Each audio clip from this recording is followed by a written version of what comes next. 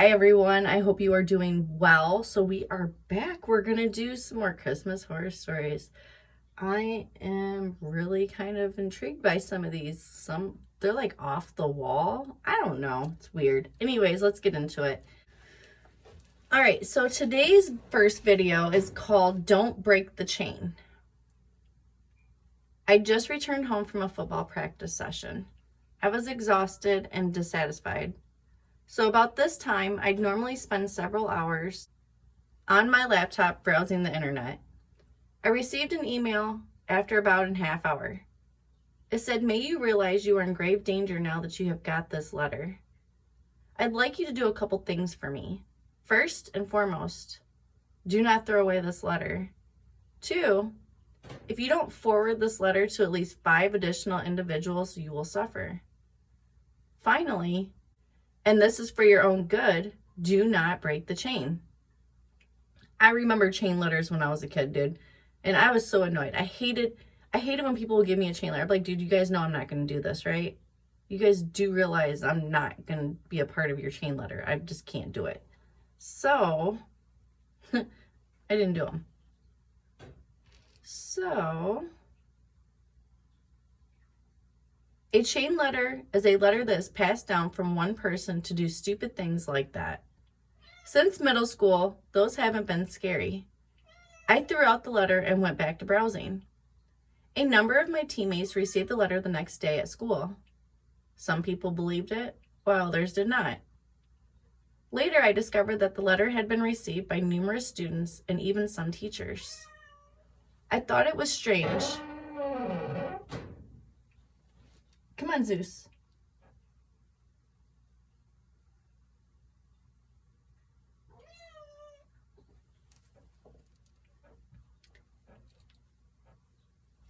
Don't fear, Zeus is here. Yes, this is my baby. Yes, this is my baby. Yes.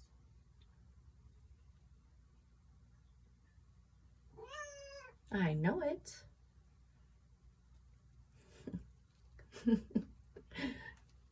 You're such a weirdo. Later, I discovered that the letter had been received by numerous students and even some teachers. I thought it was strange, but I just assumed that the majority of the people who received the letter had sent to them by other students. Some people believed it, while others did not. Later, I discovered that the letter had been received by numerous students and even some teachers. I thought it was strange, but I just assumed that the majority of the people who received the letter had it sent to them by other students. However, it made myself and a few other guys laugh. The day came to a conclusion and everything went as planned. When I arrived for practice the next day, there was no one present except the coach, who informed me that 6 of my teammates had fallen slain. They were apparently drowned in a pool of blood. Really? What is going on, guys? The cops don't know who the blood belongs to. All they know is that it's human. This came as a shock to me. I regarded these men to be my friends, and I recently learned that they had all perished. On another day, I noticed that there was a lot less students at my school. After inquiring around, a group of students claimed to have lice and were unable to attend school as a result. I'm glad they didn't go to school because they had lice, but how the hell did they get lice? Aren't these high school students? They are. They're high school students. Okay, anyways. I went home after school and thought about that chain letter. I began to wonder if those who did not listen were the ones that contracted lice. I began to panic and did not forward the message. What if I was the next victim? I'd fell asleep just thinking about it. The next morning, I awoke with a horrible stomach ache. When I arrived at school, something even stranger occurred. Practically all of the teachers who had previously discussed the chain letter were absent due to the death of their pet due to unforeseen illness. I was completely unaware of what was going on. I was terrified the entire day, and my stomach ache didn't help matters. That day, one of the kids had to be hurried to the nurse because he was covered in boils. It appeared to be excruciating. When I came home, my stomach was in excruciating discomfort. I had the desire to puke, so I dashed to the bathroom and started vomiting into the toilet. When I peered down in the toilet, I noticed something strange among my puke. Before I could fully comprehend what I was seeing, I began to vomit again. But this time, it was bugs, not typical vomit. What the fuck is going on? They weren't just any bugs. They resembled locusts. It was horrific. I could feel them, the living ones creeping out for safety, and the dead ones piled up in the toilet on top of each other. I was in tears because it was so terrible and disgusting. I never said anything to anyone. For the rest of my life, that night plagued me. However, you could say I was luckier than some of the others because no one died until my wife became pregnant several years later. My wife then gave birth to a gorgeous baby boy 9 months later. Regrettably, he will never have the opportunity to go throughout the world. He was a miscarriage. We were both sobbing uncontrollably. Wait a minute here. That's not a miscarriage, okay? If a baby is born, okay, and it's like a full-term baby, it's not a miscarriage. It's only considered a miscarriage up until the second trimester. And after that, it isn't considered a miscarriage. It's called a stillbirth. So it's said that he was born alive though, so, right? Gave birth to a gorgeous baby boy 9 months later. He wasn't a miscarriage though. I'm thinking he was stillborn or he died shortly after he was born. We were both sobbing uncontrollably. My wife received an email after the physicians and I had completely calmed her down. When she opened it, it said, May you realize you are in grave danger now that you have received this letter. I'd like you to do a couple things for me. First and foremost, do not throw away this letter. 2, if you don't forward this letter to at least 5 additional individuals, you will suffer.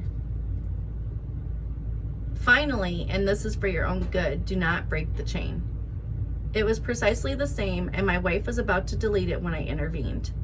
She inquired as to my well-being. I tried but failed to answer adequately. Don't break the chain, was all I could say. Wow, dude. Well, you know, they always get something wrong in these stories, and then I'm like, that's not what that is. So, anyways, let's get into another story, because a lot of this is going to get cut down. It says 10 minutes, but you guys aren't going to see a lot of it, because there's a lot of things I'm going to cut out, so that did not belong in this video to begin with.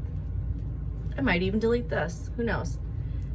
This story is called Campfire Stories. I went camping with a group of buddies.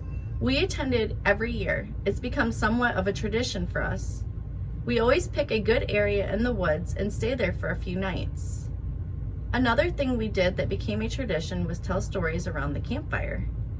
But not just any campfire stories, but scary campfire stories, which I always won. You know, you're annoying and you're meowing really loud, okay? Why? I don't know why she does this. She was gone, she came back. She's meowing extremely loud. I have no idea. She just wants attention. Because it was only me and 3 friends, John, Grayson, and Natalie, there was a tendency for the stories to fly by. This year, John was the first to go. He told us a story of a man being plagued by a ghost girl. She was rumored to follow him almost everywhere he went, torturing him. He drowned in his own pool as a result of her actions. Natalie was placed second. She told us of a crazy babysitter who ended up cooking a mother's child, and to make matters worse, feeding the child to the mother.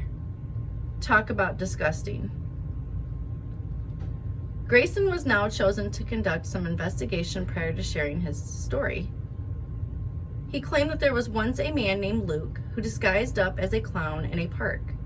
He killed them and then himself because a group of teenagers kept messing up his show. He now haunts the park, and any teenagers who visit after midnight are killed by the clown's spirit. Fuck that I'm not going to that park. I can't stand clowns. And it's not that I can't stand them. I'm scared to death of them. But I can't stand them because I'm scared to death of them.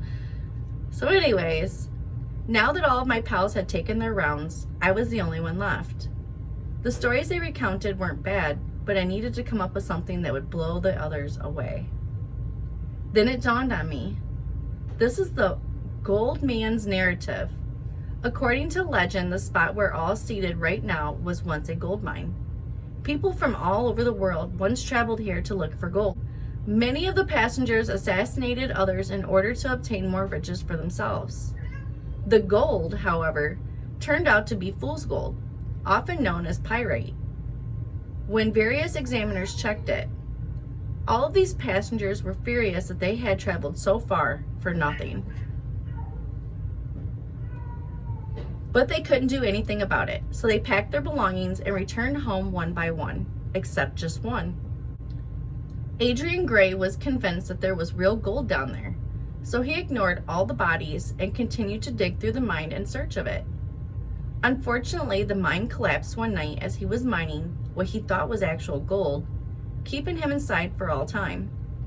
Now his desire for riches was so strong that he ate the bodies of the miners who had died in the mine with him just so he might have the stamina to continue mining, but not for the sake of getting out, but for more gold. What? This guy turned cannibal for shit that ain't even gold. It's not even gold, man. Like, oh, he's lost his mind. Oh, man, dude. It's gonna get real. It's gonna get real, guys.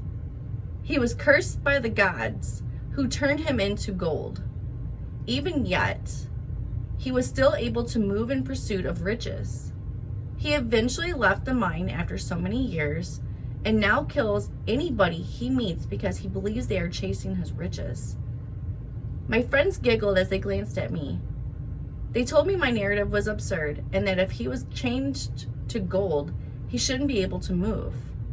Except for me, everyone agreed that John told the best story. I couldn't believe what I was hearing. How could they laugh at my narrative when I recounted it every year? It was ideal. They couldn't tell you what they were talking about because they didn't know what they were talking about. Midnight arrived faster than anybody had anticipated.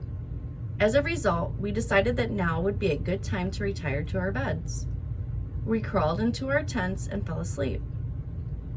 That morning, I found all 3 of my pals had died. They'd each been stabbed with a pickaxe several times.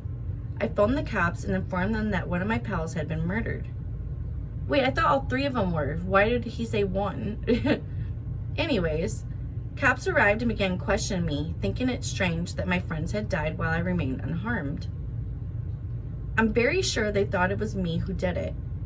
My buddies were taken away by ambulance, and I witnessed their lifeless bodies being carted away. I'm very sure everyone believes it was me who did it.